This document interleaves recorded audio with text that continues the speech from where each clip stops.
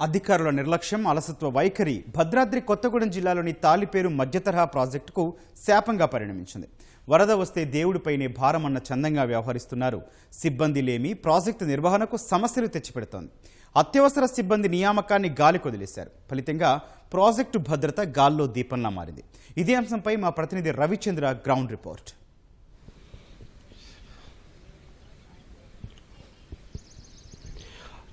Right Gautam, Taliperu Madhyadhara ప్రాజెక్టులో సిబ్బంది లేమి ప్రాజెక్టుకు శాపంగా మారుతోంది.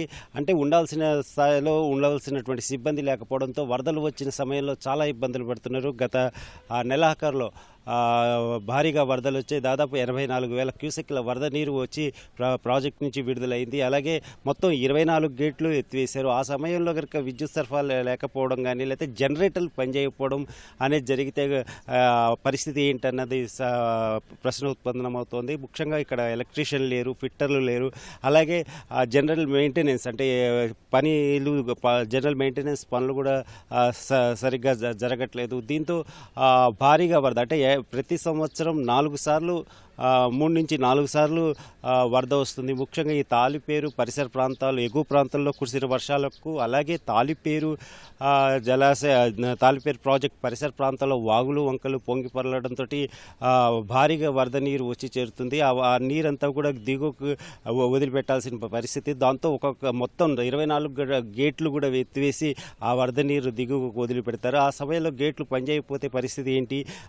డ్యామ్ భద్రత అనేది డ్యామ్ భద్రతకు ప్రమాదం పొంచి ఉంది. ముఖ్యంగా మెయింటెనెన్స్ సరిగ్గా నిర్వహించట్లేదు. అలాగే స్టాఫ్ సిబ్బంది ఎలక్ట్రీషియన్ కానీ ఫిట్టర్లు కానీ అక్కడ తగిన స్థాయిలో లేరు. వారిని తక్షణం నియామకం చేసుకోవాల్సిన అవసరం ఎంతైనా ఉంది. ముఖ్యంగా ఇక్కడ చూస్తే ప్రస్తుతం 21 మంది సిబ్బంది ఉండాల్సి కేవలం 2 తాత్కాలిక పద్ధతిన పనిచేస్తున్నారు. అలాగే విద్యుత్ సమస్య ఎదురైనా లేకపోతే జనరేటర్లు తక్షణం ఆన్ చేయాల్సి వస్తే అధికారులు చేయాల్సిన పరిస్థితి ఉంది.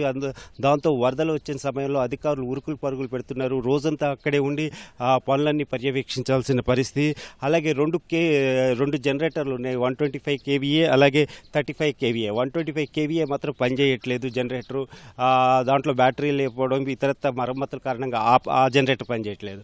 35 kVA జనరేటర్ పనిచేస్తోంది. కానీ ఒకవేళ అది కూడా ఏదైనా మరమ్మతుల సమయంలో, వరదలు వచ్చిన సమయంలో ఏదైనా మరమ్మతులు జరిగితే పరిస్థితి ఏంటి? దాన్ని బాగు చేసేవాళ్ళు అక్కడ లేదు. సో తక్షణం ఇక్కడ ఈ జనరల్ మెయింటెనెన్స్తో పాటు ఈ జనరేటర్ సర్వీసింగ్ చేయవలసిన వాళ్ళు, ఎలక్ట్రీషియన్లు, ఈ సిబ్బంది ఖచ్చితంగా నియమించుకోవాల్సినటువంటి పరిస్థితి ఉంది. అత్యవసర సమయంలో కొంతమందిని సిబ్బందిని నియమించుకునే వెసులుబాటు ఉంది. కానీ ఆ పరిస్థితి అలా చేయట్లేదు. అధికారులే అక్కడే ఉండి అప్పటికప్పుడు తాత్కాలిక చర్యలతో సరిపెడుతున్నారు. అలాగే మెయింటెనెన్స్ కోసం ప్రతి ఏటా అంటే greasing, generator servicing, MCB starters, అలాగే ఇతరత్ర మెకానికల్ పనులకు సంబంధించి 10 లక్షల మేరకు పనులు ఉన్నాయి. వీటి కోసం టెండర్లు పిలవాల్సి ఉంది, కానీ ఎవరూ రాలేదు. మళ్ళీ మరోసారి కూడా పిలవాలి, కానీ ఇంతవరకు పిలవలేదు. దీంతో ఆ పనులు, మెయింటెనెన్స్ పనులు కూడా నిలిచిపోయాయి. అలాగే ఇప్పటివరకు ఎలక్ట్రీషియన్లు 2 కావాలి, అక్కడ లేరు. ఫిట్టర్ 1 కావాలి, వర్క్ ఇన్స్పెక్టర్లు 2 కావాలి, గేట్ ఆపరేటర్లు 2 కావాలి. ఈ సిబ్బంది అంతా కూడా ఖాళీగా ఉన్నారు. ప్రస్తుతం కేవలం తాత్కాలిక ప్రాతిపదికన 2 మాత్రమే పనిచేస్తున్నారు. దీంతో ప్రాజెక్టు భద్రత అనేది గాల్లో దీపంలా తయారైంది. ఎప్పటికప్పుడు తాత్కాలిక చర్యలతో పరిస్థితి అయితే నెట్టుకొస్తున్నారు. కానీ భారీగా వరద, మరింత భారీగా వచ్చి ఎక్కువ రోజులు వరద ఉండి అలాంటి ప్రమాద పరిస్థితి తలెత్తితే ఏంటి అన్నది ప్రశ్నార్థకంగా మారుతోంది. అలాగే 4 ఏఈలకి 1 ఉన్నారు. కాబట్టి తక్షణం ఇక్కడ మెయింటెనెన్స్ చేయాలి. అలాగే తగిన స్థాయిలో సిబ్బందిని కూడా నియమించుకోవాలి.